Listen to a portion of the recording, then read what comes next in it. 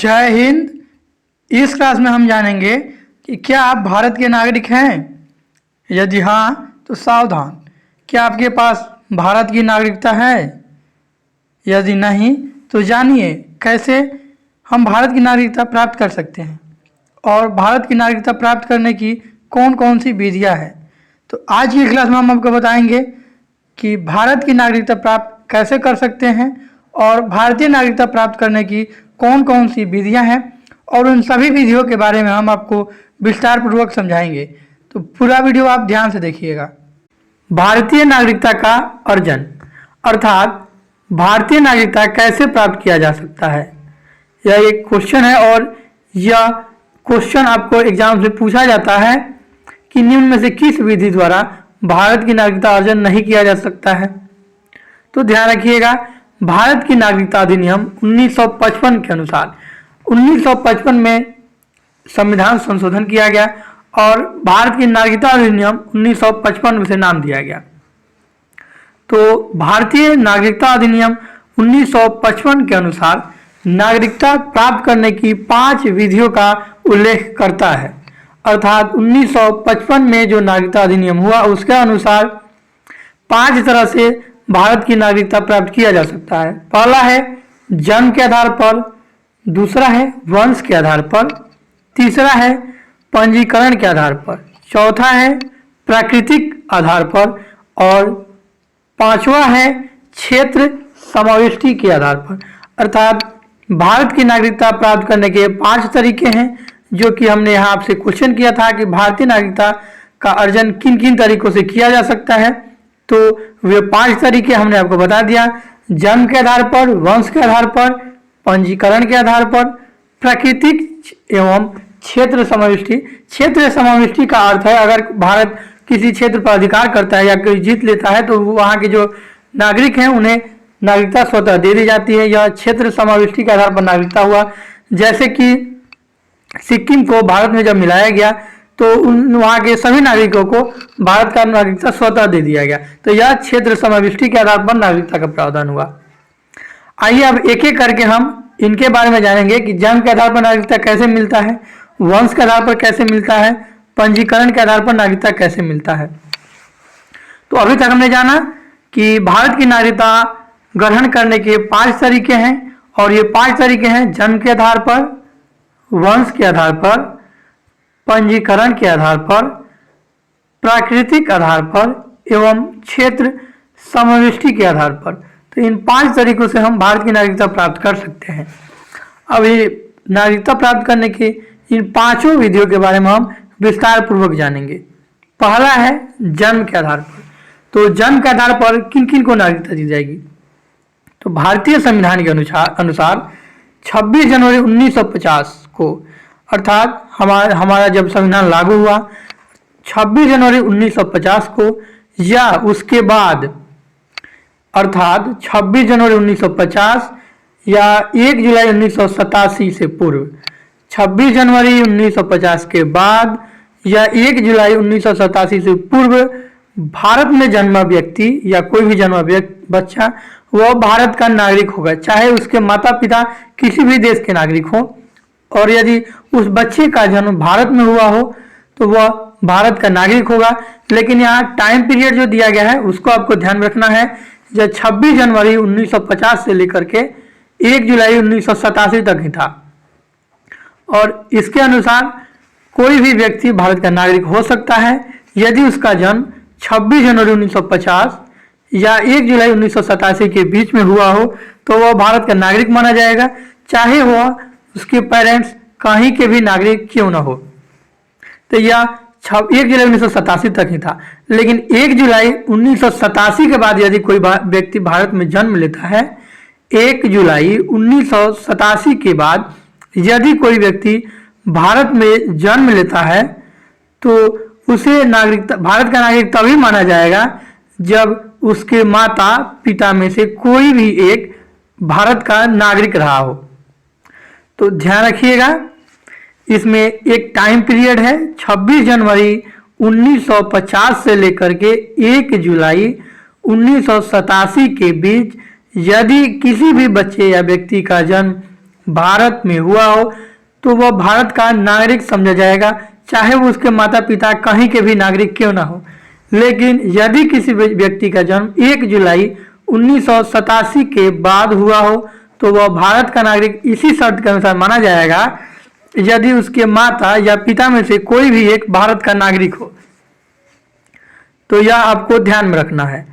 इसके अलावा भारत में पदस्थ जो विदेशी राजनयिक हैं, जैसे कि सभी देश के दूतावास हैं भारत में, तो उनके बच्चे एवं शत्रु देश के बच्चों को नागरिकता का अधिकार, जन्म के आधार पर नागरिकता अधिकार नहीं दिया जा सकता है। ध्यान रखिएगा, यहाँ कंट्राडिक्शन भी है एक।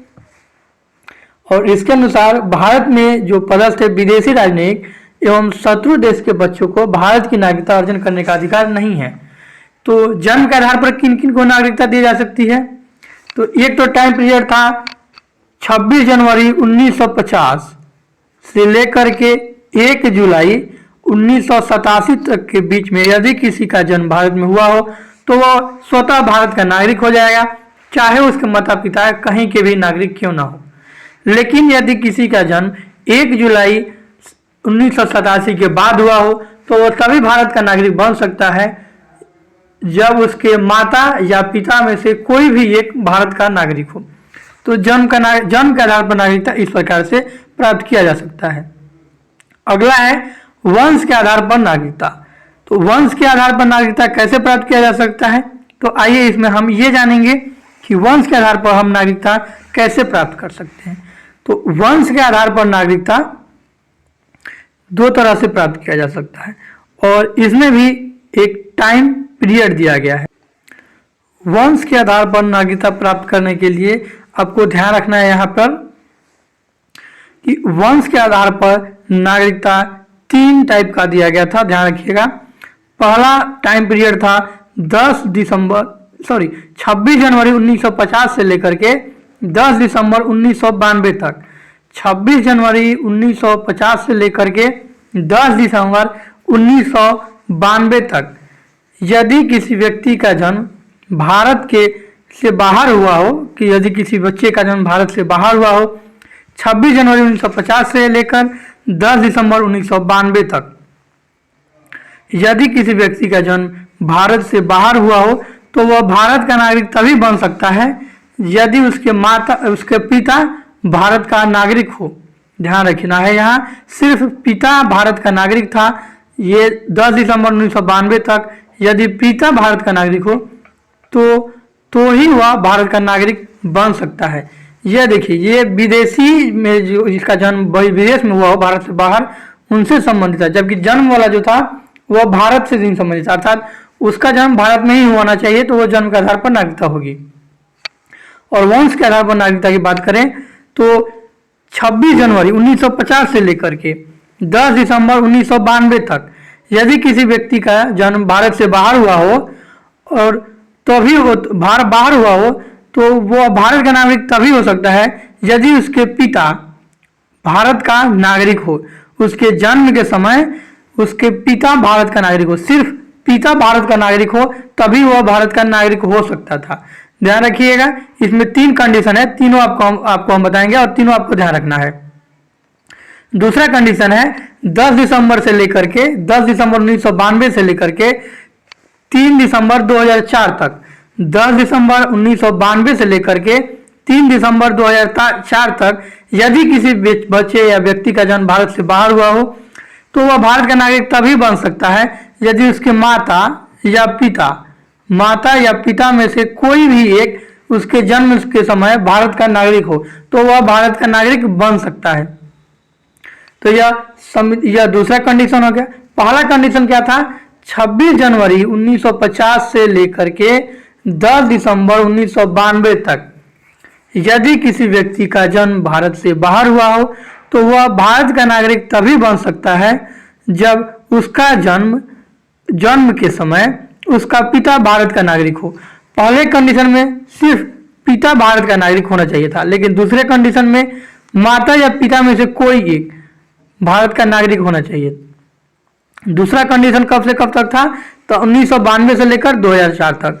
और तीसरा कंडीशन है 3 दिसंबर 2004 के बाद यदि कोई व्यक्ति का जन्म भारत से बाहर होता है, 3 दिसंबर 2004 के बाद यदि किसी व्यक्ति का जन्म भारत से बाहर होता है तो वह वंश के आधार पर भारत का नागरिक नहीं हो सकता है। और यदि उसे वंश के आधार पर नागरिकता का दावा करना है तो वो उसे भारत के कंसुलेट में, भारतीय कंसुलेट में अर्थात भारतीय एम्बेसी में जाकर के उसे जन्म का पंजीकरण कराना पड़ेगा उसके जन्म के 1 वर्ष के भीतर। तीसरा कंडीशन ध्यान रखिएगा, यदि किसी व्यक्ति का जन्म 3 दिसंबर 2004 के बाद भारत से बाहर हुआ हो, यदि किसी व्यक्ति का जन्म 3 दिसंबर 2004 के बाद भारत से बाहर हुआ हो उसका जन्म, तो वह भारत का नागरिक तभी बन सकता है जब उसके जन्म के 1 वर्ष पहले उसका पंजीकरण भारतीय कंसुलेट में करा दिया गया हो, तो ही वह जन्म के आधार पर भारतीय नागरिकता प्राप्त कर सकता है। तो यह वर्तमान का है, ध्यान रखिएगा। वर्तमान में यदि किसी व्यक्ति का जन्म अर्थात 3 दिसंबर 2004 के बाद किसी बच्चे का जन्म भारत से बाहर होता है तो उसे भारतीय नागरिकता उसी शर्त के अनुसार आधार पर दी जा सकती है यदि उसके जन्म के 1 वर्ष के भीतर उसका पंजीकरण भारतीय कंसुलेट में कराया गया हो। और इसमें एक और कंडीशन है कि जब वह नाबालिग से जब वह बालिग होता है अर्थात 18 साल वह पूरा करता है तो उसे विदेशी नागरिकता त्यागना पड़ेगा, तो ही वह उसे भारत की नागरिकता वंश के आधार पर दी जा सकती है। तो हमने देखा वंश के आधार पर नागरिकता के लिए 3 कंडीशन था। पहला 26 जनवरी 1950 से लेकर 10 सितंबर 1992 तक वंश के आधार पर नागरिक वो तभी हो सकता है जब उसके पिता भारत का नागरिक हो, सिर्फ पिता। 26 जनवरी 1950 से 1992 तक 1992 में एक संशोधन हुआ और उसमें माता को भी जोड़ दिया गया, अर्थात 10 दिसंबर 1992 से लेकर 3 दिसंबर 2004 तक यदि किसी बच्चे का जन्म भारत से बाहर हुआ हो और उसके जन्म के समय माता या पिता में से कोई भी एक भारतीय नागरिक हो तो उसे वंश के आधार पर भारतीय नागरिकता दे दी जाएगी। लेकिन वह 2004 तक ही था, ध्यान रखिएगा। अब 2004 के बाद यदि किसी बच्चे का जन्म 3 दिसंबर 2004 के बाद हुआ हो भारत से बाहर में तो उसे भारतीय नागरिकता तभी दी जा सकती है जब उसके जन्म के 1 वर्ष के भीतर उसका रजिस्ट्रेशन नज़दीकी एम्बेसी में कराया जाए।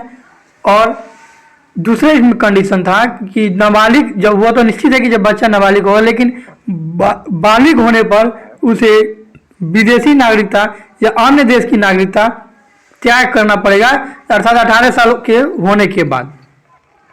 तीसरा है पंजीकरण द्वारा नागरिकता। तो पंजीकरण द्वारा नागरिकता हम कैसे प्राप्त कर सकते हैं, आइए जानते हैं। पंजीकरण द्वारा नागरिकता केंद्र सरकार को हम पंजीकरण प्रपत्र में उसे आवेदन करके प्राप्त कर सकते हैं। और पंजीकरण द्वारा नागरिकता प्राप्त करने के लिए 7 तरीके दिए गए हैं, आइए उन सबको जान लेते हैं। पंजीकरण द्वारा नागरिकता केंद्र सरकार आवेदन प्राप्त होने पर अर्थात जब हम पंजीकरण के लिए आवेदन करते हैं तो केंद्र सरकार आवेदन प्राप्त होने पर किसी व्यक्ति जो कि अवैध रूप से प्रवासी ना हो भारत में को भारत के नागरिक के रूप में पंजीकृत कर सकती है यदि वह निम्न में से कोई भी एक शर्त पूरा करता हो तो उसे भारत की नागरिकता दे दी जाएगी। अब ये शर्त कौन कौन से हैं नीचे उल्लेख किया गया, आइए उन सबके बारे में एक एक करके जानते हैं। पहला शर्त है भारतीय मूल का व्यक्ति जो नागरिकता प्राप्ति का आवेदन देने से पूर्व वह 7 वर्ष में भारत में रह चुका हो। पहला शर्त है कि नागरिकता प्राप्त करने के लिए आवेदन देने से पूर्व वह 7 वर्ष भारत में रह चुका हो। तो यहाँ ध्यान देना है कि यह पहले संविधान निर्माण के समय 7 वर्ष था, लेकिन अभी इसे घटाकर 5 वर्ष कर दिया गया है, ध्यान रखिएगा 5 वर्ष कर दिया गया है। दूसरा है पंजीकरण के तहत नागरिकता के लिए शर्त दूसरा है कि भारतीय मूल का व्यक्ति जो अविभाजित भारत के बाहर या किसी अन्य देश में रहा हो तो उसे भी पंजीकरण के तहत नागरिकता दे दी जाएगी। तीसरा शर्त है कि यदि वह व्यक्ति जिसने भारतीय नागरिक से विवाह किया हो और वह पंजीकरण के लिए प्रार्थना पत्र देने से पूर्व 7 वर्ष भारत में रह रहा हो। यदि कोई लड़की या कोई भी व्यक्ति, विदेशी व्यक्ति जो भारतीय व्यक्ति से विवाह करता है या विवाह करती है, तो उसे पंजीकरण के तहत नागरिकता प्राप्त करने के लिए उसे 7 वर्ष तक भारत में रहना पड़ेगा। अब इसे घटाकर हालांकि 5 वर्ष कर दिया गया है, और यदि वो 5 वर्ष रह चुका है तो उसे पंजीकरण के तहत नागरिकता दे दी जाएगी। तो पंजीकरण के तहत नागरिकता के लिए आवेदन देने से पूर्व उसे 5 वर्ष पहले यह संविधान में 7 था, इसे घटाकर 5 कर दिया गया है, 5 वर्ष तक वह भारत में रह चुका हो। भारतीय नागरिकों के नाबालिग जो बच्चे हैं, अर्थात जो भारत का नागरिक है और उसके नाबालिग जो बच्चे हैं, उन्हें नागरिकता के लिए सिर्फ पंजीकरण के लिए आप आवेदन करिएगा और आपको भारतीय नागरिकता मिल जाएगी। अगला शर्त है, कोई व्यक्ति जो पूरी आयु तथा क्षमता का में हो तथा उसके माता पिता भारत के नागरिक के रूप में पंजीकृत हो, तो उसे भी पंजीकरण के तहत नागरिकता दे दी जाएगी। जैसे हम लोग हो गए, जनरली अगर हम लोग को नागरिकता लेना हो तो हम निश्चित है कि हम लोग अपनी 18 साल से आयु पूरी कर चुके हैं, अर्थात अब युवा हैं, और हमें नागरिकता के लिए पंजीकरण पत्र में एक आवेदन देना होगा भारत सरकार अर्थात केंद्र सरकार को, और हमारे माता पिता चूंकि भारत के नागरिक हैं इसलिए हमें पंजीकरण के तहत नागरिकता दे दी जाएगी। अगला शर्त है, कोई भी व्यक्ति जो पूरी आयु तथा क्षमता को अर्थात वयस्क हो तथा उसके माता पिता स्वतंत्र भारत के नागरिक के रूप में पंजीकृत हो तथा वह पंजीकरण का इस प्रकार आवेदन देने से 12 महीने से साधारणतः भारत में निवास कर रहा हो। अर्थात यदि किसी व्यक्ति का माता पिता भारत के नागरिक हो और वह पंजीकरण के तहत नागरिकता प्राप्त करना चाहता हो, तो उसे नागरिकता के लिए आवेदन देने से पूर्व 12 महीने भारत में रहना पड़ेगा। अगला है, यदि कोई व्यक्ति वयस्क हो और वह समुद्र पार किसी अन्य देश के नागरिक के रूप में 5 वर्ष से पंजीकृत हो तथा वह पंजीकरण का इस प्रकार आवेदन देने से पहले 12 महीने से भारत में निवास कर रहा हो, तो भी उसे भारत की नागरिकता दे दी जाएगी। तो यह भी इजीली है, पंजीकरण के तहत नागरिकता प्राप्त करना इजीली है, और इसी तरह से हम भारतीय जो है हम लोग भी नागरिकता प्राप्त कर सकते हैं।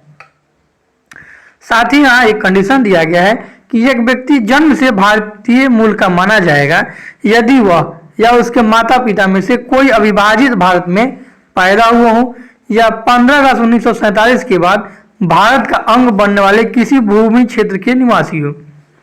अब आपने सुना होगा कि कोई भी व्यक्ति जिसे भारतीय मूल का व्यक्ति कहा जाता है, तो यहाँ क्वेश्चन ये पूछा जाएगा कि निम्न में से कौन भारतीय मूल का निवासी माना जाएगा। तो वह व्यक्ति भारतीय मूल का नागरिक माना जाएगा जब यदि वह या उसके माता पिता में से कोई अविभाजित भारत में पैदा हुआ हो, अर्थात 15 अगस्त 1947 से पहले पैदा हुआ हो उसके माता पिता में से कोई, या 15 अगस्त 1947 के बाद भारत का अंग बनने वाले किसी भूमि क्षेत्र का निवासी हो, तो उसे भारतीय मूल का निवासी माना जाएगा। अर्थात कोई व्यक्ति जिसका माता पिता या उसका जन्म भारत में हुआ हो तो उसे भारतीय मूल का निवासी माना जाएगा। तो ये तो था हमारा तीसरा। अब चौथा है, प्राकृतिक रूप से हम नागरिकता कैसे प्राप्त कर सकते हैं। तो प्राकृतिक रूप से जो कि चौथा नागरिकता प्राप्त करने का तरीका है वह प्राकृतिक रूप से है, और आइए इसके बारे में जानते हैं कि हम प्राकृतिक रूप से भारतीय नागरिकता कैसे प्राप्त कर सकते हैं। प्राकृतिक रूप से नागरिकता प्राप्त करने के लिए यहाँ कुछ तरीके दिए गए हैं 6-7, उन सबको पूरा करना होता है। केंद्र सरकार प्राकृतिक रूप से नागरिकता के लिए यदि कोई व्यक्ति आवेदन करता है तो केंद्र सरकार आवेदन प्राप्त होने पर जो कि अवैध रूप से भारत में प्रवासी ना हो, प्राकृतिक रूप से नागरिकता प्रदान कर सकती है उसे, यदि वह व्यक्ति नीचे दिए गए योग्यताओं को धारण करता है। और वे योग्यताएं कौन कौन से हैं आइए देख लेते हैं। नीचे 7 प्रकार की योग्यताएं दी गई हैं। प्राकृतिक रूप से नागरिकता प्राप्त करने के लिए इन सभी योग्यताओं को पूरा करना अनिवार्य है। जो व्यक्ति प्राकृतिक रूप से नागरिकता प्राप्त करना चाहता है और उसने भारतीय अर्थात केंद्र सरकार को आवेदन दिया है, तो केंद्र सरकार निम्न चीजों की जांच करेगी। आइए वे कौन कौन से देखते हैं। वह व्यक्ति ऐसे देश से संबंधित नहीं हो जहां भारतीय नागरिक प्राकृतिक रूप से नागरिक नहीं बन सकते। जैसे पाकिस्तान का यदि कोई व्यक्ति भारत आता है और वो प्राकृतिक रूप से नागरिकता प्राप्त करना चाहता है तो वो उसे नागरिकता नहीं दी जाएगी, क्योंकि वह एक दुश्मन देश का नागरिक है। दूसरा, उसे नागरिकता तभी दी जाएगी जब यदि किसी अन्य देश का नागरिक हो, जैसे कि ब्रिटेन का कोई व्यक्ति आया, उसे भारत का नागरिकता चाहिए, तो उसे भारत की नागरिकता तभी दी जाएगी जब वह भारत की नागरिकता मिलने पर ब्रिटेन या जो भी देश का नागरिक हो वह उस देश का नागरिकता त्याग कर देगा। अर्थात यदि कोई व्यक्ति भारत के बाहर दूसरे देशों का नागरिक हो और उसे भारत की नागरिकता चाहिए प्राकृतिक रूप से, तो उसे भारत की नागरिकता तभी दी जाएगी जब वह भारत की नागरिकता प्राप्त करने के उपरांत वह उस संबंधित देश की नागरिकता को त्याग देगा। अगला है, यदि वह भारत में रह रहा हो या भारत सरकार की सेवाओं में उसे विस्तार चाहिए हो और नागरिकता संबंधी आवेदन देने से पूर्व वह 12 माह पूर्व से भारत में रह रहा हो। जैसे भूटान, नेपाल के बहुत सारे व्यक्ति भारत सरकार की नौकरी करते हैं और इन्हें भारतीय नागरिकता चाहिए होगा, तो ये 12 माह पूर्व से जो भारत में रह रहे हैं तो उन्हें प्राकृतिक रूप से नागरिकता दे दी जाएगी। अगला तरीका है, यदि 12 माह की इस अवधि से 14 वर्ष पूर्व से वह भारत में रह रहा होगा या भारत सरकार की सेवा में हो, तो इनमें से कोई भी एक पूरा करना चाहिए, तभी उसे भारत की नागरिकता दी जाएगी। तो यह जो यहाँ दिया गया था, यह पहले 12 वर्ष था, फिर 14 वर्ष, लेकिन वर्तमान में इसे घटाकर 6 वर्ष कर दिया गया है, जो कि 2019 का संविधान संशोधन आया, उसमें इसे घटाकर 6 वर्ष कर दिया गया।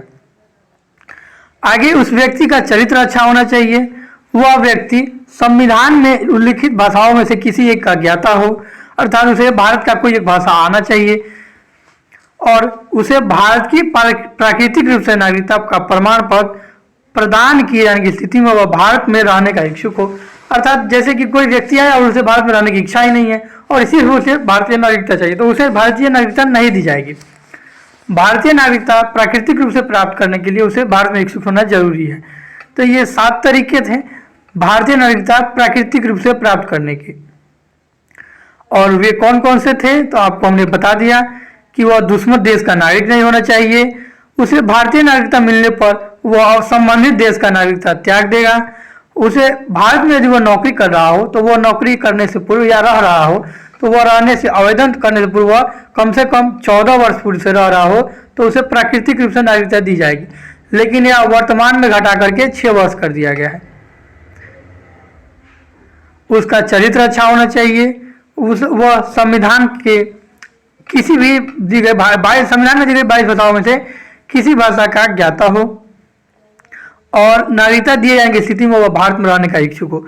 तो यह प्राकृतिक रूप से नागरिकता प्राप्त करने का उपाय है 7, और इन 7 उपाय से आप भारत की नागरिकता प्राकृतिक रूप से प्राप्त कर सकते हैं। अगला है क्षेत्र समाविष्टि द्वारा। क्षेत्र समाविष्टि से क्या मतलब हुआ, तो क्षेत्र समाविष्टि का अर्थ हुआ कि किसी भी व्यक्ति को क्षेत्र समाविष्टि से नागरिकता कैसे दी जाएगी। तो क्षेत्र समाविष्टि का अर्थ हुआ यदि भारत किसी क्षेत्र पर अधिकार करता है या कोई भी भारत का अंग बनता है, कोई भी क्षेत्र भारत का अंग बनता है, तो उसे भारत की नागरिकता दे दी जाएगी। आइए देखते हैं संविधान में क्या कहता है। किसी विदेशी क्षेत्र द्वारा भारत का हिस्सा बनने पर भारत सरकार उस क्षेत्र से संबंधित विशेष व्यक्तियों को भारत का नागरिक घोषित करती है। ऐसे व्यक्ति उल्लिखित तारीख से भारत के नागरिक होते हैं। उदाहरण के लिए जब पांडिचेरी भारत का हिस्सा बना तो भारत सरकार ने नागरिकता आदेश जारी किया, 1962 नागरिकता आदेश जारी किया, और इस आदेश के तहत पांडिचेरी के सभी निवासियों को भारत का नागरिकता दे दिया गया। वैसे ही आपको सिक्किम को जब मिलाया गया भारत में, सब सिक्किम का विलय भारत में हुआ, तो वहाँ के जो भी निवासी थे उन्हें स्वतः नागरिकता दे दिया गया। अब हाल ही में हम जो पीओके है पाकिस्तान क्षेत्र, पाकिस्तान ने जो अनाधिकृत रूप से पीओके पर अधिकार जताए हुए, अर्थात जो कश्मीर है, कश्मीर का कुछ भाग जिस पर पाकिस्तान ने अधिकार कर रखा है, उसे हम अब भारत में जल्द ही मिलाने वाले हैं, और उसे मिलाने के बाद वहाँ के जो भी नागरिक हैं उन सबको भारत की नागरिकता दे दी जाएगी। उसके अलावा अक्साई चीन क्षेत्र है जिस पे चीन ने अधिकार किया हुआ है, हालांकि वह छेका हुआ, जबरदस्ती छेका हुआ है। जैसे ही उस क्षेत्र को हम जीत लेंगे, अपने क्षेत्र मिलाएंगे, और बहुत जल्द ही इस काम को हम करने वाले हैं, तो उन लोगों को भी हम भारतीय नागरिकता स्वतः रूप से दे देंगे। अब ये 5 तरीके थे भारतीय नागरिकता प्राप्त करने के।